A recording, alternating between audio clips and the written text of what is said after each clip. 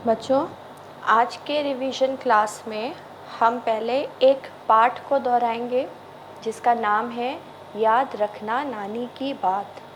और उसके बाद हम हिंदी व्याकरण से संज्ञा जो हम पढ़ चुके हैं उसको दोहराएंगे, उस पर आधारित कुछ और अभ्यास को करेंगे।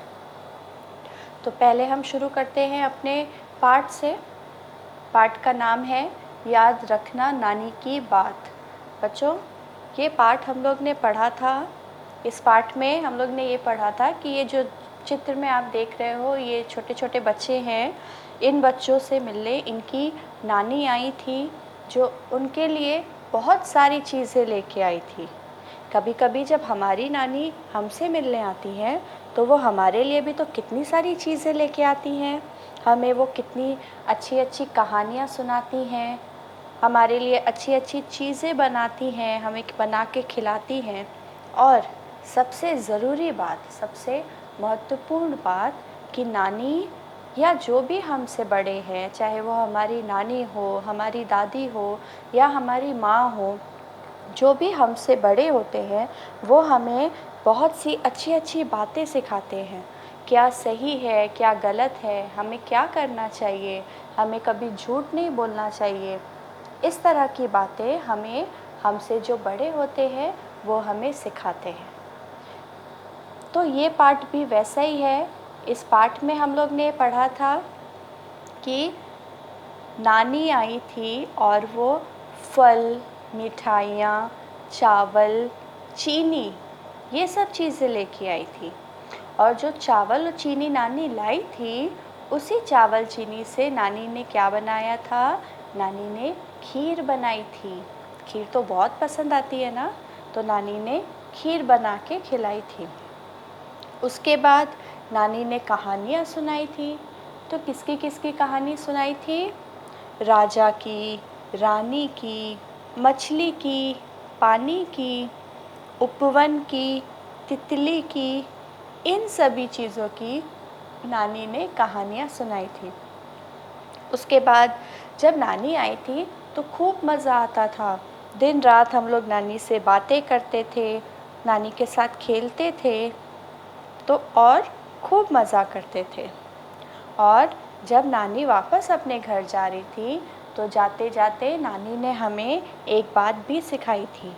वो बात क्या थी बच्चों? वो बात थी कि सीता गीता मिलकर रहना साथ। ये जो बच्चे हैं, इन बच्चों का नाम क्या है? सीता गीता। तो नानी ने इन बच्चों से कहा था कि बच्चों हमेशा साथ मिलकर रहना। साथ मिलकर रहने से क्या होता है कि कभी भी हम किसी मुश्किल में पड़ते हैं तो हमारे साथ कोई ना कोई होता है जो हमें मुश्किल में सहारा देता है या हमें सिखाता है कि इस मुश्किल से हम कैसे निकल सकते हैं। इसीलिए हमें हमेशा साथ मिलकर रहना चाहिए। ये बात नानी ने इन बच्चों को सिखाई थी और हम सबको भी सिखाई थी। ठीक है, तो बच्चों अब आते हैं इस पाठ पर आधारित कुछ और प्रश्न उत्तर पे, कुछ और अभ्यास पे, जिनको हम हल करने की कोशिश करेंगे। तो आप शुरू करते हैं अपने प्रश्न उत्तर से। तो बच्चों, हर बार की तरह यहाँ भी प्रश्न उत्तर के आगे भाग 1 लिखा है और भाग 1 का अर्थ मैं आपको समझा चुकी हूँ कि जिन प्रश्नों के उत्तर थोड़े बड़े होते हैं, दीर्घ होते हैं, बड़ा होना मतलब दीर्घ, ठीक है। तो जिन प्रश्नों के उत्तर थोड़े बड़े होते हैं उनको यहाँ पे भाग 1 में दिया गया है, ठीक है। और जिन प्रश्नों के उत्तर थोड़े छोटे होते हैं उनको हम लघु बोलते हैं। छोटा होना मतलब लघु उत्तर, उनको हम भाग 2 में करते हैं। इसीलिए प्रश्नों को यहाँ पे 2 भागों में बांटा गया है, ठीक है। अब भाग 1 के प्रश्नों को देख लेते हैं। प्रश्न 1 है, नानी क्या क्या लाई? फिर से, नानी क्या क्या लाई? तो इस पाठ में हम लोग ने देखा था, पढ़ा था कि नानी बहुत सारी चीज़ें लेके आई थी।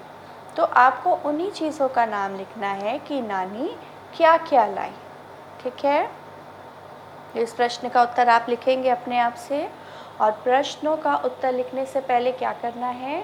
प्रश्नों का उत्तर लिखने से पहले आपको याद रखना नानी की बात, इस पाठ को अपने आप से 2 बार पढ़ना है। 1 बार नहीं, 2 बार पढ़ना है। 1 बार पहले पढ़ेंगे पूरा पाठ हम लोग, ठीक है, और फिर उसको रख देंगे और फिर थोड़ी देर बाद हम दोबारा उस पाठ को पूरा पढ़ेंगे। बस पढ़ना है और कुछ नहीं करना है। जब आप पढ़ लेंगे और उसके बाद जब आप इन प्रश्नों को हल करने बैठेंगे तो आपको सारे प्रश्नों के उत्तर अच्छे से आते होंगे। सारे प्रश्नों के उत्तर आपके दिमाग में बैठ जाएंगे और आप उनको यहाँ पे लिख पाएंगे, ठीक है। तो पहला प्रश्न है, नानी क्या क्या लाई? उत्तर आपको लिखना है। प्रश्न 2,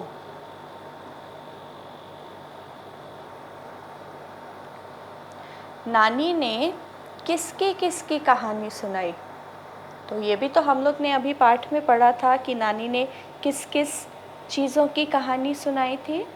तो बस उन्हीं का नाम आपको यहाँ पे सुंदर सही तरीके से उत्तर बनाते हुए लिखना है। आप कैसे लिखेंगे?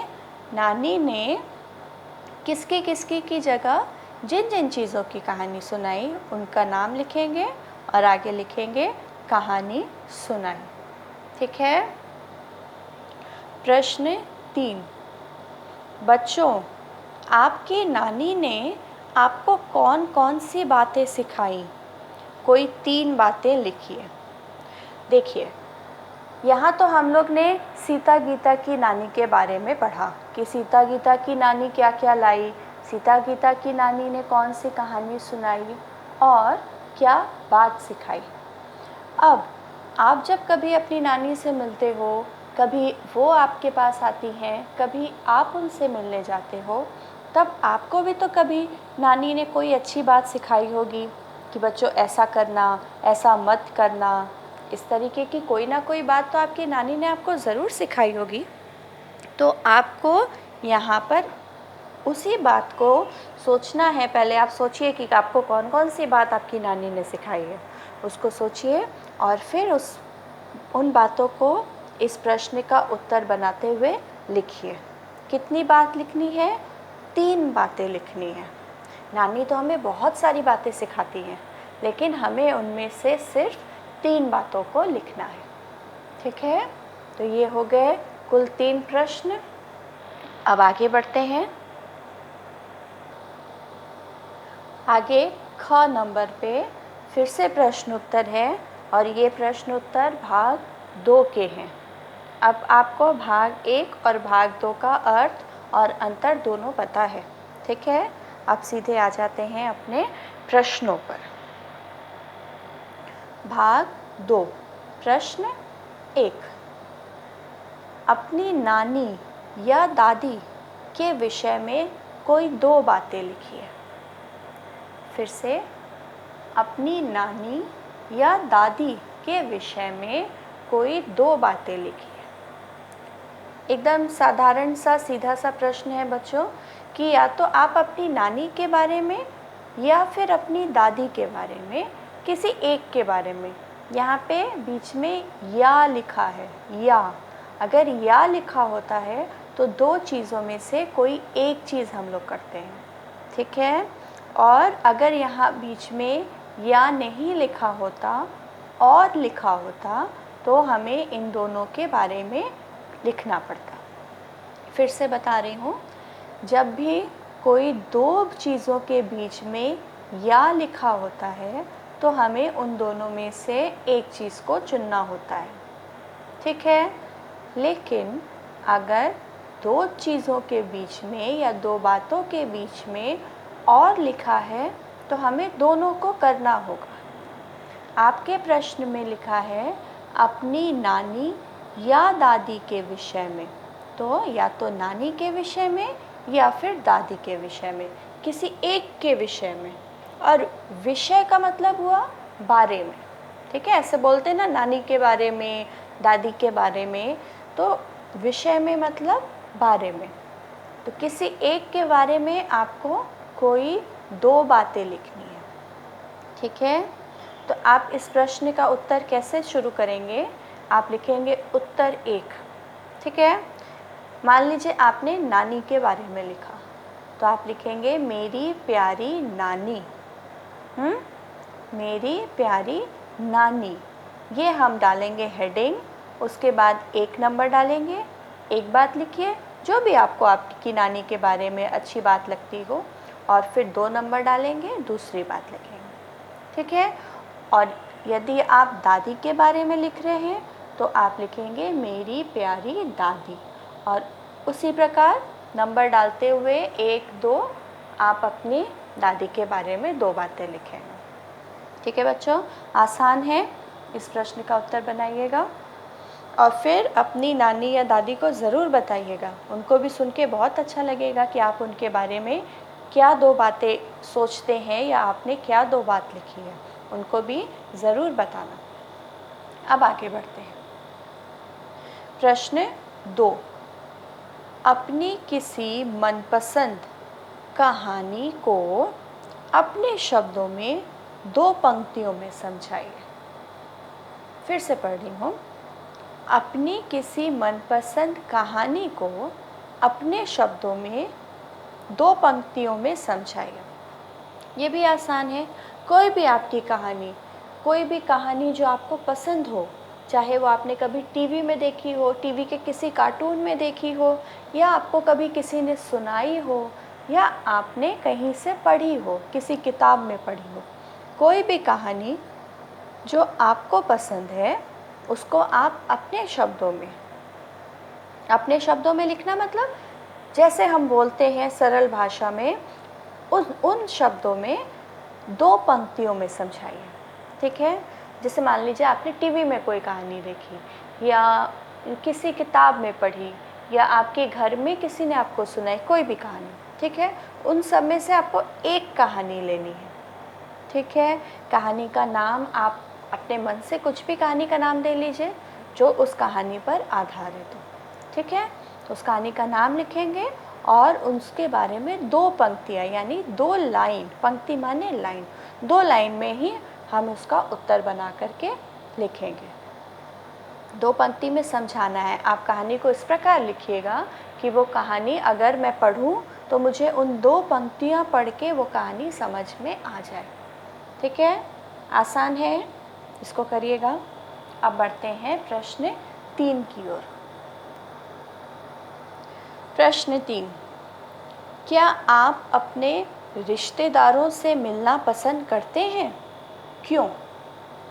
फिर से, क्या आप अपने रिश्तेदारों से मिलना पसंद करते हैं? क्यों?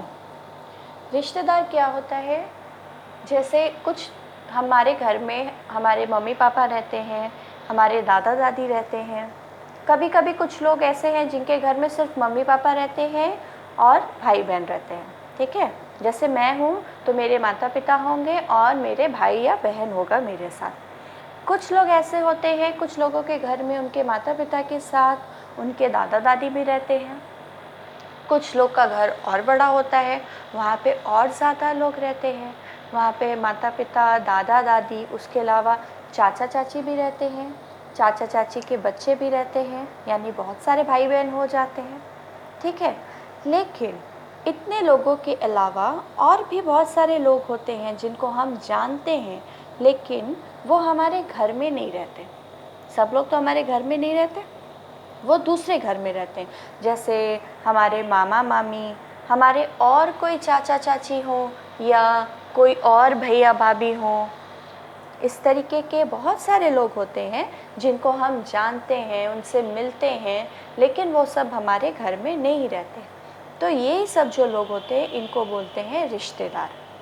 ठीक है, आपको क्या करना है, आपसे मैंने यहाँ पे 2 बातें पूछी हैं।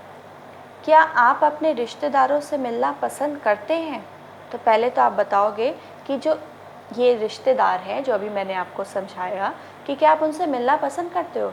क्या आप उनके घर जाते हो या कहीं मिलते हो तो आपको अच्छा लगता है? तो इसका उत्तर पहले आप देंगे और फिर आप लिखेंगे क्यों। आपने जो भी उत्तर दिया है आपको फिर उस उत्तर के बारे में लिखना है कि क्यों।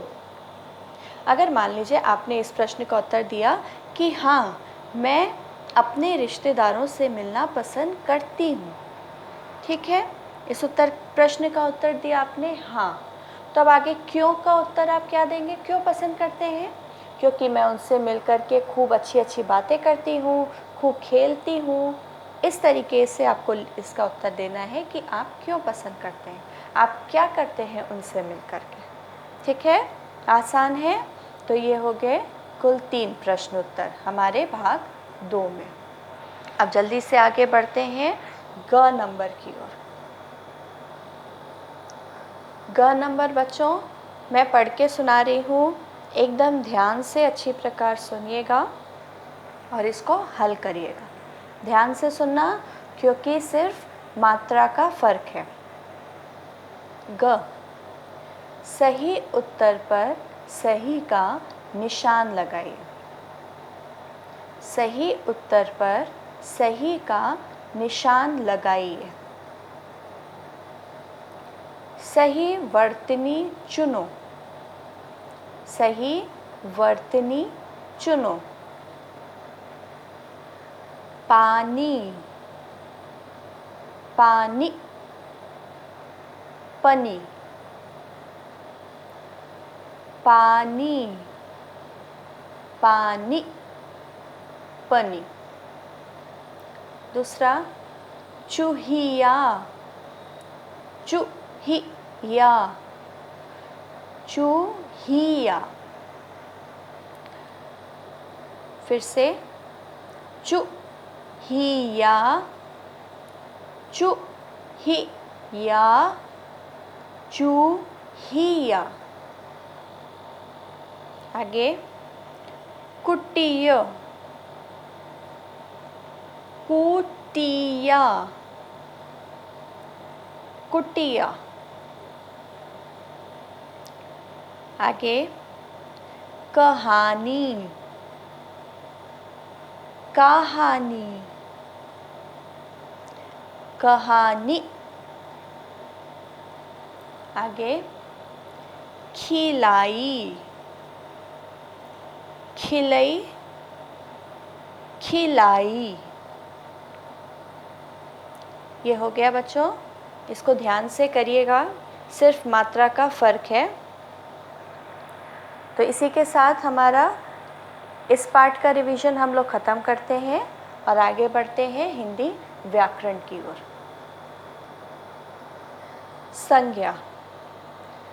संज्ञा बच्चों हम लोग जानते हैं, पढ़ चुके हैं कि किसी भी चीज़ का नाम संज्ञा होता है। ठीक है, इसीलिए इसको नाम वाले शब्द भी बोलते हैं। किसी भी चीज़, कोई भी चीज़ आप अपने चारों तरफ अभी देखिए, आपके चारों तरफ आपको क्या क्या दिख रहा है? उन सब जो भी आपको दिख रहा है उन सभी चीज़ों का कुछ ना कुछ नाम तो ज़रूर है। तो वो जो नाम है वही नाम संज्ञा है।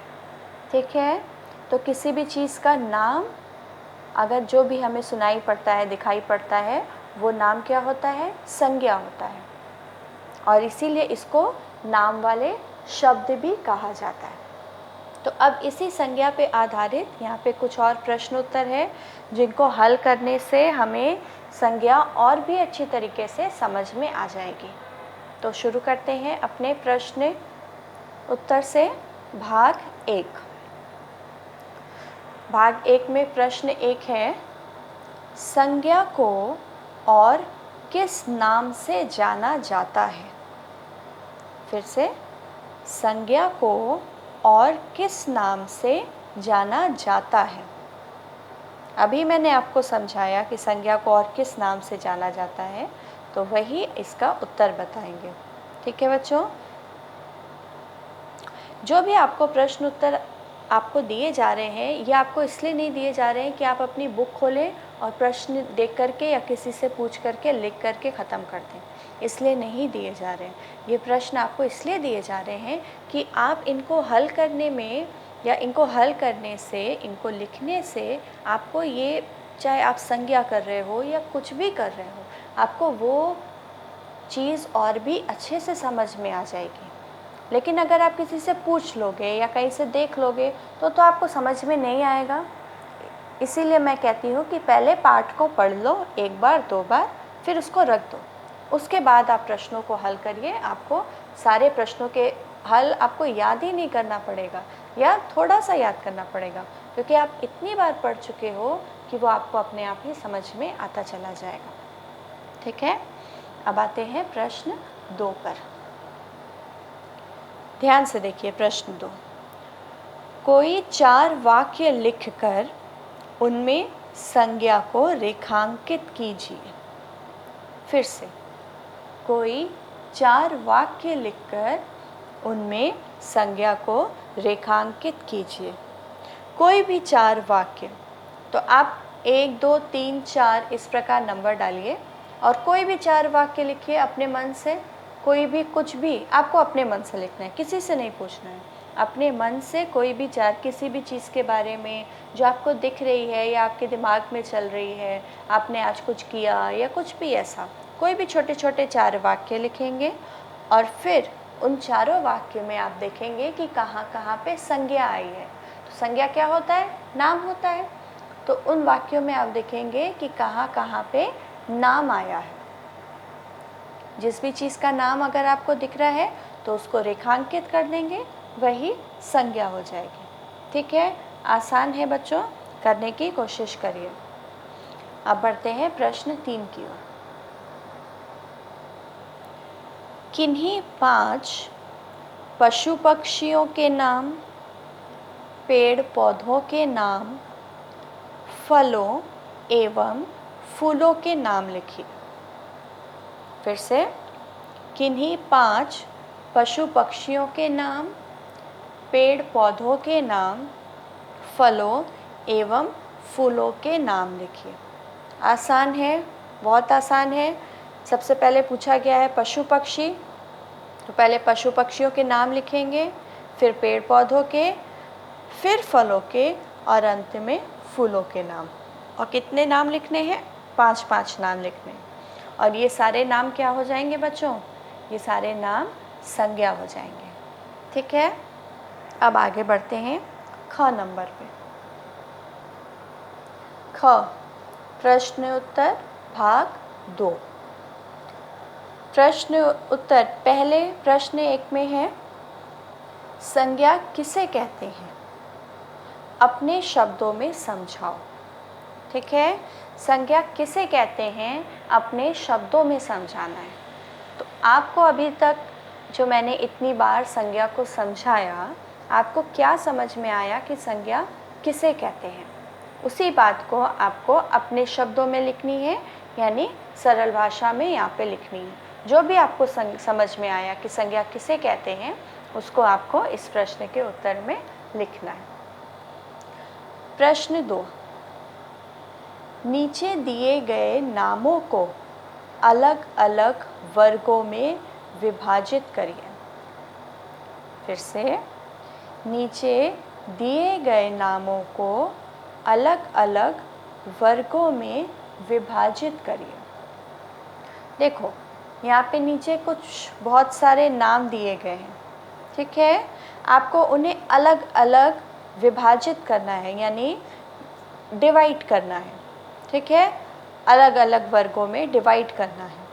जैसे कुछ नाम आपका पर्वतों के नाम है, इसमें कोई खेल का नाम है, दिनों का नाम है, तो आपको अलग अलग वर्ग बनाना है। जैसे दिनों के नाम, खेल के नाम, पर्वतों के नाम, इस तरीके से आप 1 2 3 नंबर डाल करके अलग अलग वर्ग बना लीजिएगा या हेडिंग बना लीजिएगा, और उसके अंदर देखिएगा कि कौन सा नाम कहाँ जाएगा।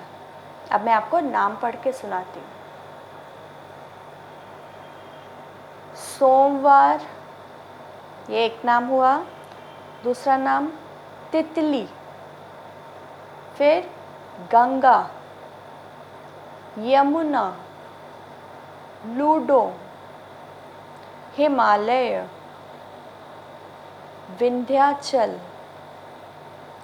क्रिकेट, फुटबॉल, मक्खी, रविवार। ये अलग अलग चीज़ों के नाम हैं। आपको ढूंढना है कि कौन सा नाम किस वर्ग में जाएगा या किस हेडिंग के नीचे जाएगा। आसान है बच्चों, ध्यान से करिएगा, हो जाएगा। ठीक है, अब बढ़ते हैं अपने ग नंबर अभ्यास पे। ग नंबर पढ़ के सुना रही हूँ, ध्यान से सुनना और इसको हल करना। नीचे दिए वाक्यों में आए संज्ञा शब्दों को रेखांकित करिए। नीचे दिए वाक्यों में आए संज्ञा शब्दों को रेखांकित करिए। 1 नंबर, गंगा पवित्र नदी है। गंगा पवित्र नदी है। 2 नंबर, बच्चा आम खा रहा है। बच्चा आम खा रहा है। 3 नंबर, हिमालय सबसे ऊंचा पर्वत है। हिमालय सबसे ऊंचा पर्वत। 4 नंबर,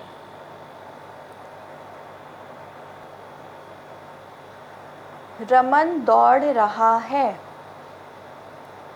रमन दौड़ रहा है।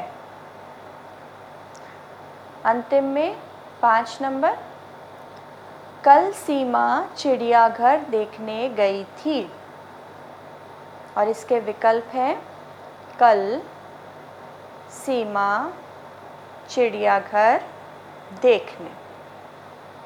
आपको क्या करना है, नीचे दिए वाक्यों में आए संज्ञा शब्दों को रेखांकित करना है। बस बच्चों, इन सभी अभ्यासों को अच्छी प्रकार हल करिए। आपको संज्ञा बहुत अच्छे से समझ में आ जाएगा। कभी आप भूलोगे नहीं कि संज्ञा क्या होता है। तो इसी के साथ अपना रिवीजन यहीं पे पूरा करते हैं। Good day.